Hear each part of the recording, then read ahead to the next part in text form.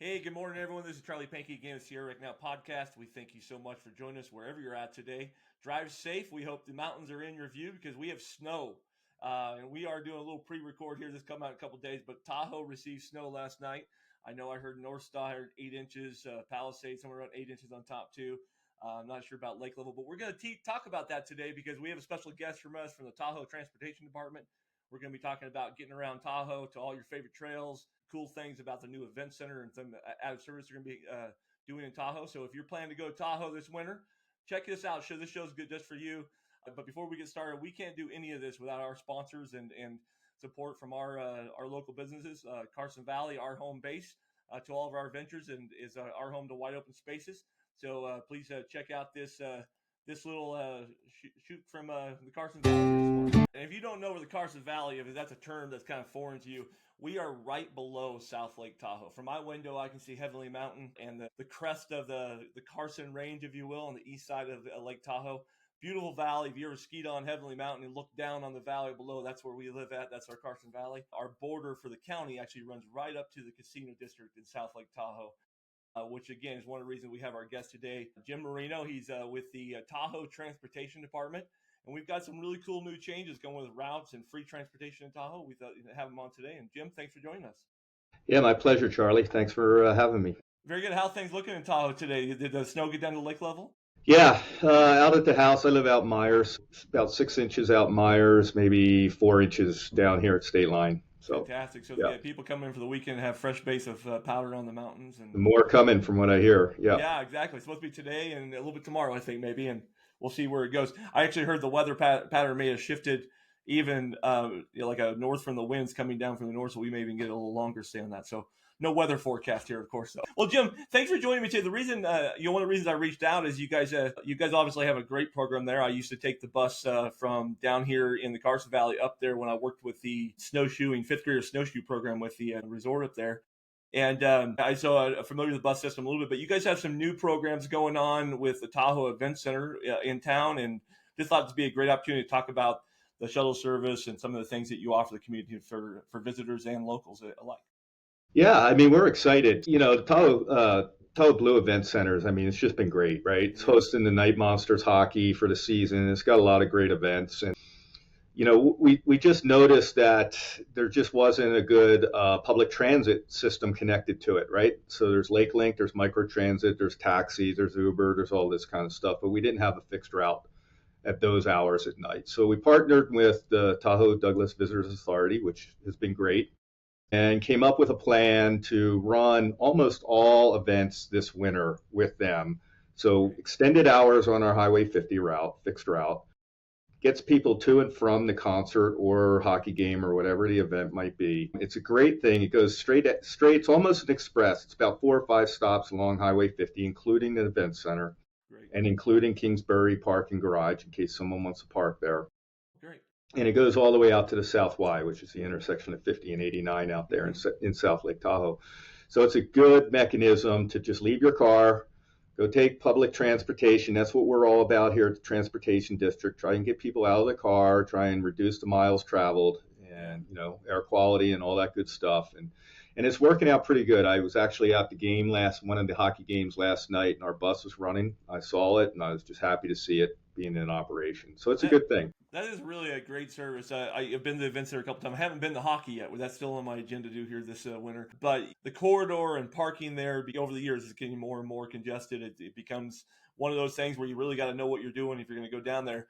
And the idea of being able to park on the outer edges and come in almost like a big city would, it really is a fresh approach for South Lake Tahoe, right? It is.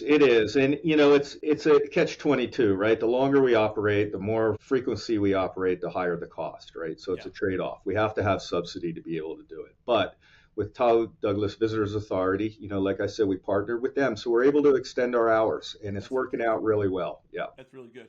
Very good. So explain the 50 corridor to guests. A lot of our readers are from the Bay Area or Sacramento. They're coming to. What is the 50 corridor connection in your guys' book?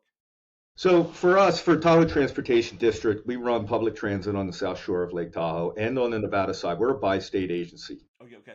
And our agency is responsible for not only public transit, but also multimodal projects, bike trails, park and rides, mobility hubs, all those things that connect transportation to the people. Mm-hmm. The Highway 50 corridor essentially for us runs from Kingsbury Transit Center, right, the basic Kingsbury grade there, 207 and Highway 50. Carson Valley.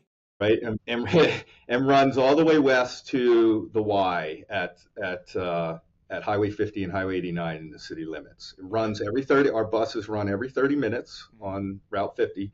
We also have another route called Route 55, which connects off of 50 and runs to Lake Tahoe Community College, up Pioneer Trail to 50, and also over to Kingsbury Transit Center. So we've got two routes running. And then on the South Shore, there's a complement of sort of other transportation sources. There's a microtransit. It's not affiliated with us, but it's Lake Link, and they perform a free on-demand service within a certain boundary of the city of South Lake Tahoe, going all the way to state line. So that's another great opportunity for people to not use their own car. Yeah, they're a great service. I had to use them last year on North Shore up at Palisades because I am not a city boy, so reading a bus schedule is actually something I'm really challenged at, I'll be honest with you. And so I read the schedule wrong at Palisades. I had to get microtransit to get me back to the bus station. But it worked. Well, and nowadays with the ski resorts are starting to do reserve parking. Even some of the state parks are now starting to do reserve parking. So transit's becoming a much bigger element in accessing parks, ski areas, whatnot, right? So you can get around that sort of reservation issue. Yeah. And let's be honest, the parking fees that some of our businesses are charging are huge, right? Yep. Yeah, the parking garages, and they got to keep their open spaces for their constituents as well. So that makes a little bit of sense. But Tahoe, you got the lake boundary and the mountain boundary, so it's just a small corridor we're fitting all this traffic in. So it makes a whole lot of sense to use as much public transportation as possible. It does, and we're I hate to say it, but California and for most part, Western Nevada is a car-centric community, right? Yeah. Everybody loves their cars. Yeah, we like to get where we want to go. It's a battle for us to try and make that behavioral change for a lot of folks. Before we jumped on this call, you mentioned the fact that you guys help with some of the trails and local access to trails for bikes and hikers, and right now probably cross-country skiers, snowshoers. Maybe you can walk through that a little bit, because that's one of the ways that, like from our standpoint, from a recreation standpoint, it's like, yeah, I need my car because I got to get to the trailhead. But if there's a way to do that effectively, maybe that's something we can teach public today. Yeah, so it's a little difficult. So our two fixed routes run basically Highway 50 and Pioneer Trail, and then of course we do some Nevada stuff from the valley, Carson Valley, up to Tahoe. Mm-hmm.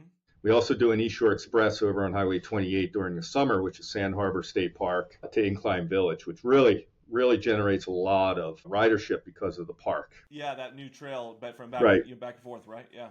Yeah, so I mentioned earlier that one of our responsibilities here in the basin is to develop, fund, and build multimodal access, so active transportation, right? Bike trails, those kinds of things. We did in partnership with NDOT, and I'm just going to say this: it's not just us; it's a whole partnership up here of local jurisdictions and everybody else. Yep. We did that East Shore Trail that comes out of Incline Village and goes up 28. It's gorgeous, right? Very pretty, yeah. We're designing and about to get into construction here in the next year or two on the next phase from Sand Harbor all the way up to Secret Harbor. Yeah, isn't that cool? That's gonna be cool. It'd be great. Yep, we've got multimodal trails scheduled for State Line, Kingsbury area, getting through State Line so you can get off the highway. You're not walking highway adjacent and whatnot. Okay. So I guess what I want to say is there's the big push from the local jurisdictions to keep these trails clear during the winter. Mm-hmm. And this is really started occurring probably about 2 or 3 years ago. Yep. And so what I want to express to folks that are coming up in the basin is there's a lot of bike trails that are being cleared now during the winter. So your walking opportunities, your recreation opportunities are still there. Gotcha. Use a little caution, right? Because it is winter, right? But it's really nice because it's year-round access now to a lot of these areas. And our fixed routes will serve some of that access, but there's going to be some parking that you're going to need to do, and maybe a little bit of walking to get to these places. But just coming in this morning, I took a trail, and I'll tell you, I mean, it's just gorgeous right now. Fresh snowfall, like snowflakes in the air. I mean, no cars, nobody around me, right? Yep. Just gorgeous, quiet. Yep. Quiet morning, right? So, Yep. and just like Tahoe lifestyle is so unique, anyways. A lot of you guys will get up early in the morning. I know that the backcountry skiers, they go up and before sunrise and get to the top of the peak so they can ski down before they go to work. Kind of Yeah, I'm show us. one of those guys. Are you one Yeah. of those guys? Yeah. I know the visitors all go, how do they do that? And it's like that's just part of the lifestyle, right? Yeah, it is. And then you got to come to work, right? So, Yep. But I got all the oxygen, and that's good. So yeah. about transportation, let's get I don't want to get you off topic. That's kind of the topic here today. What are some tips that you could give for visitors and locals for using the bus system if it's just not something they're used to doing, right? Like I'll give you an example. My family just got back from Canada. We did a big family vacation in Canada. My kids are very travel savvy, and so we went to like Montreal and used nothing but public transportation the entire time, which was completely foreign to me. So I followed my kids around. But I'll tell you, the idea of using public transportation to get to these locations as somebody who visits was beautiful because I didn't have to worry about getting lost or where to park. I just walked to the station, got on the transportation, and it took me to where I wanted to go. Right, so it was such a great way to access a city. Now, South Tahoe is not Sacramento or San Francisco, Right. obviously, but still, there's a lot of different opportunities to access parts of the town and the region without having to get in your car, right? So. Well, I think the first thing I'll say, and I think, this is probably a lot of people don't realize this, but transit in the South, in Lake Tahoe, in the entire basin, public transit is free. That is phenomenal, right? It does not cost a dime to use the bus. Yep. So on South Shore, on Tahoe Transportation District side, we have a mobile app called Transit App that you can download. That will give you real-time information on all of our buses, actual real-time information. So if they're running a little late, you'll know. If they're running a little early, you'll know. We have 3 major hubs in South Lake Tahoe. The South Y, where the Raleigh Shopping Center is, if anybody's familiar with that. Midtown at Lake Tahoe Community College. Okay. And then the State Line area, we have the State Line Transit Center. And then just next to the gondola, right? That's right. That's correct. Okay. Yeah, it's right down there next to the gondola. And then just beyond that, at the other end of the casino corridor is the Kingsbury Transit Center. So really 4 centers. Yep. So you can board at any one of those transit centers, and you can park pretty much at any one of those transit centers. Okay. And then there's a multitude of stops along the highways. Yeah. You can really stop anywhere you want. And everything connects to Vail's ski shuttle. So you could get off at Ski Run Boulevard, pick up Vail's ski shuttle, and go straight up the mountain, right? There you go. Yep, you could do the same at Kingsbury Grade and go up to the Nevada side of the mountain. Okay. So the connection, and I'm going to call it sort of I guess, if you would, the connection of all systems we try and bolster, right? Yep. Now, our software right now is not linked to Microtransit, LakeLink, but we're trying to work towards that. We're working with LakeLink to see if we can link both of the software programs together so it's one-stop shopping for transit in South Shore. That'd be a beautiful connection and partnership. Yep, and then on the North Shore, it's pretty much the same thing. TART operates the transit over there through Placer County and the Microtransit, and they have a great system up there. Yep. And that extends all the way into Incline Village, right? Of where we ultimately will, during the summer anyway, connect to and bring everybody from that point. So we're working to a really regional sort of connected transit system here. Mm-hmm. The dilemma we have is there are 2 recreation corridors, right? The 89 corridor and the 28 corridor. Yep.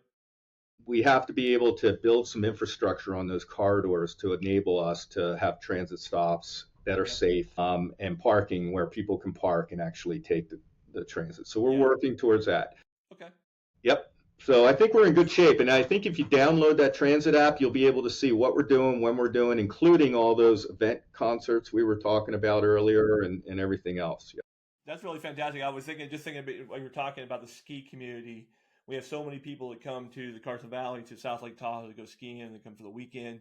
They're staying at their Airbnb or the casinos, or like I said, down even the Carson Valley here, to be able to hop on a transit system, get to a stop, pick up the heavenly thing, and you can pick whatever side of the mountain you want to start skiing on, probably fairly easy within a 30-minute ride.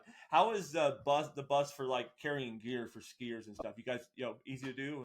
Yeah, it's all easy to do. We have ski racks for the winter, and we have bike racks for the summer.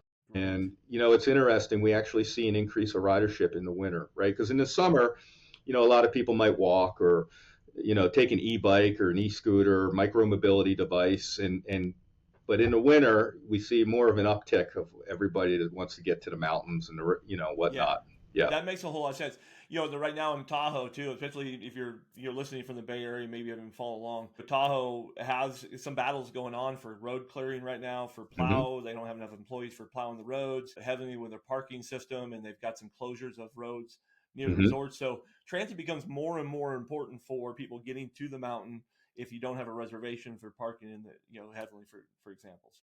Yeah, and I'll add that Tahoe's getting harder for a workforce, right? Yep. And transit becomes all that more important for local workforce as well.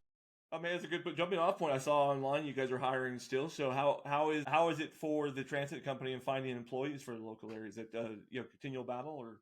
It is a continual battle. Our operators, bus operators, and our transit team are great. They're great folks, but it's transitory. We see a lot of coming and going. Yep. Yep. We did make an effort a couple of years ago to raise the pay rate ceiling for all operators, which really helped. Right Yep. now, we're able to pull some folks in, and they're staying and whatnot. So Yep. we just did a new union agreement here a couple months ago. That's going to help out. But really, it's a workforce issue. That the cost of housing, the lack of housing in Tahoe that we're experiencing is all Yep. pushing folks to other areas. And we're having trouble getting folks locally to be a part of our program. That's going to be a constant battle until we can figure out some sort of housing The solution. housing thing. Yeah, I think that's the next Yep. battle for Tahoe to really conquer. Right? Is Yeah. the transportation is one thing, but we got to get the employees stable in the area. I agree with you on that. So, well, hey, if we talked about Tahoe Event Center. I want to jump back to skiing one more time here. Just so from a visitor standpoint, Kingsbury, you guys have a stop on top of Kingsbury where they could go into the Kingsbury lifts there. We do. And then you have the gondola right at your Midtown station there. You can literally just get off there, and the gondola is right next door. Yeah. And then where's the stop for the California side of Heavenly if they wanted to ski at Heavenly? So from both of our routes, that would be anywhere along Ski Run Boulevard, Highway 50, Pioneer Trail. All of our buses can pick up and link up with, Vail operates their own bus shuttles, right? Yep, yep. So essentially, you could jump on our bus, you could get off at one of our stops, and shortly thereafter, a Vail shuttle will be there. Oh, that's Can pretty either, cool. Okay. Yep, can either take you up to Kingsbury, all the way up Yep. from the bottom, or straight up to the California Lodge. I'll tell you what, my listeners that are watching this on YouTube or Spotify, I'll link down in the description of the show here, not only the link to the transit system, but that I'll try to find that Vail shuttle too. So you're right there if you're trying to plan your trip up with your family for the holidays, for New Year's, Christmas. How does New Year's happen for you guys? That's such a tricky time up there in Tahoe. Big celebration, Main Street there. How does that affect you guys' transportation for people wanting to get around New Year's? So on New Year's, we typically, and it will be doing the same this thing, run extended hours, right? Mm-hmm. Try and keep everybody out of their car. We'll run the same Highway 50 routes that we run for the event center. Try and just give people an option to drive in on New Year's Eve. Yeah. Yeah, so if if you're coming in from Sacramento for New Year's, you could actually park at the Y and just bus in, then bus back to your car, and then get out of here if you wanted to. Yeah, and even if you're sort of midtown or even out in the county, you could park at Lake Tahoe Community College. That's a good place to park as well, right? Because the hub is right there. Yep. Hey, from a cross country ski and snowshoe area, that community center right there, is there access to the meadow and trail system that you know of for winter recreation right there? There is, yeah. That's great. I don't think they've started anything there yet this winter. Exactly, yeah. Yeah. But as you get going into January and February and March, when we definitely get snow down to the lake level, I've always wondered that. So okay. Yep. That's fantastic. Anything else going on new that you would like to share? I saw you guys got some grants this year, which is ongoing. That's obviously how you guys fund everything. Anything else that you'd like to get out to public coming up a year? Yeah, well, if I could, I would love to just give you guys a quick heads up. We're doing some big projects on Highway 28.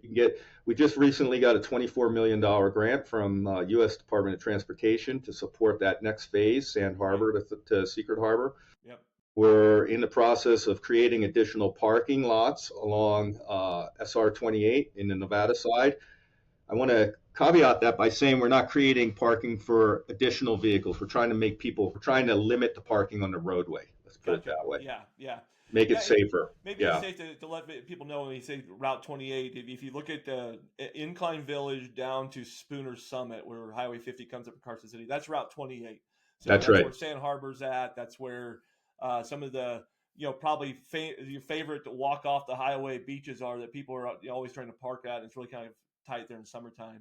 It's tight in the summer and in the winter with increasing backcountry skiing now, and it's a safety issue, right? You're parking on the shoulder. There's not real parking there. You're trying to carry your gear. You're walking in the highway. It's not a safe thing. So we've undertaken sort of a corridor master plan to try and get that all taken care of. That'd be great.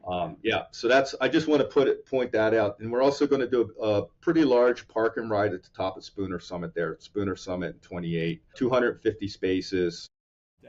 And that will connect to transit at some point, which will go up and down the SR 28 corridor. So recreation-based transit, throw your cooler on the bus, go to the beach, come back up and get your car. Yep. That'll be beautiful. I know that they run the bike transit there for mountain bikers in the summertime, but that'd be a wonderful addition to and obviously this take time and money. You guys are just getting your grants going. Yeah. So that'll cause its own headaches for transportation for a little bit, but eventually that'll be. And then, if I could mention, just on the South Shore, the city of South Lake Tahoe and the county of El Dorado have joined and partnered and created a joint powers authority for transit on the South Shore. And I think what's going to happen here, we're not exactly sure yet, but what the goal of that is that JPA will then take over public transit on the South Shore of Lake Tahoe, which would be a system of growth. Okay.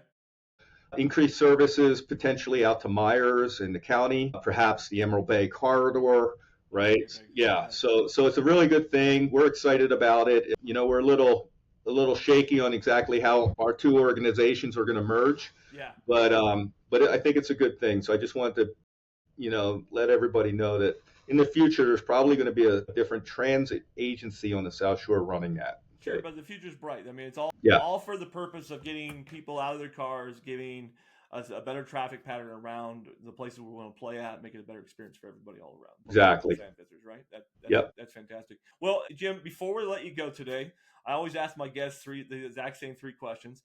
I know you like outdoors. You already talked about riding your bike this morning on trails and stuff. So I'm going to ask you 4 questions if you don't mind.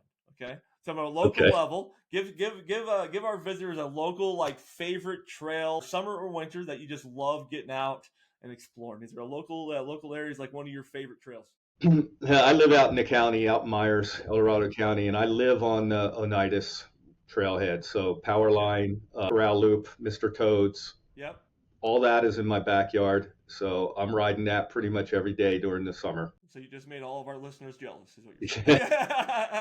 That's fantastic. All right, very good. Well, let me ask you this question, Jim. We do the whole Sierra Nevada here at the show, we talk about all the Sierra, not just Lake Tahoe. So let's say your bag is packed and you get the weekend off, and I know you're probably heading to ski slopes for that. But let's say you're traveling with your family. Where's a place in the Sierra that you love to travel to or like to go travel to?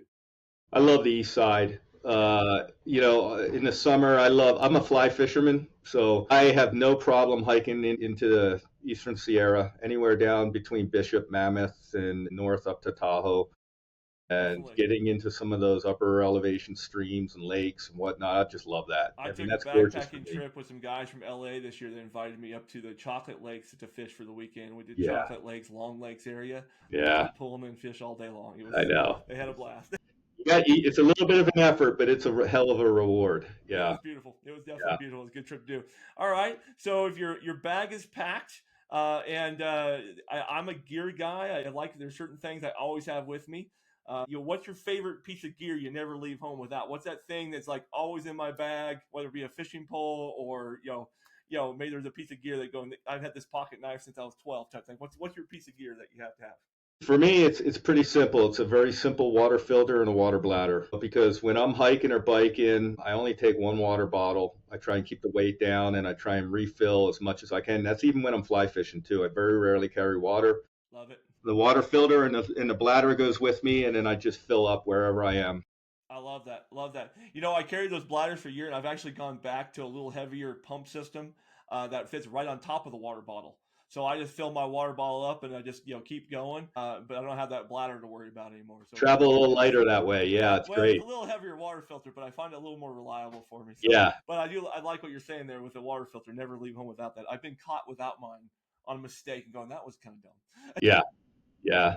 All right, last one. You can make this local, or you can make this wherever on the Eastern Sierra. And when you go out hiking for the day, fishing for the day, riding the bike, skiing, you get hungry. And there's got to be a trail snack or an after trail meal place you just love to stop and get an enchilada or something like that.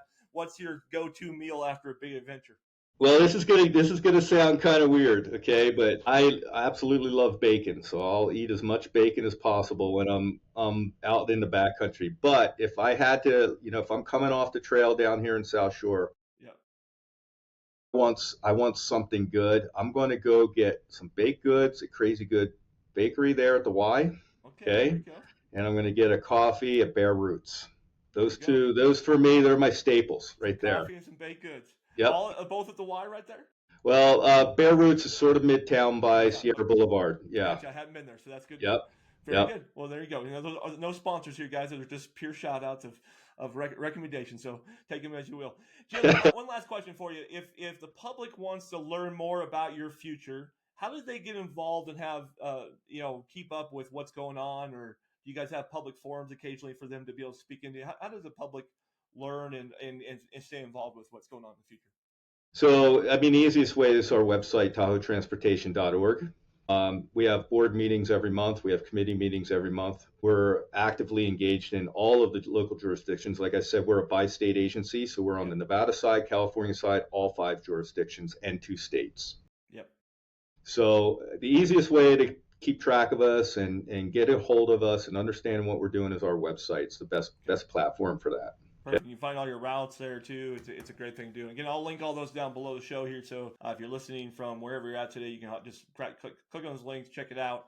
Really highly recommend next time you're heading to Tahoe, especially if you're going to Tahoe Event Center to see a hockey game this weekend. Jump on the transit system, give it a try. It's definitely worth doing our part here locally, even just to free up the traffic pattern. It's a great free resource, as you said, whether it be winter or summertime. So, Jim, thank you so much for joining us today. You need to get to go, so I'm going to close up the show here. So, wherever you're at listening today, we hope the Sierra is in your future. It is snowing in the mountains this weekend. We expect fresh powder. We're hoping another storm will keep coming through December. And by the time you guys get here for New Year's, we'll be skiing until March or April, right? So come up to the Tahoe Basin. It's a great place to be. Use public transit on next trip up and see how it works. And I think you'll be happy. So, Jim, thanks a lot. Have a great day. And wherever you're at today, hope to see yours in your future. Thank you, Charlie. Bye.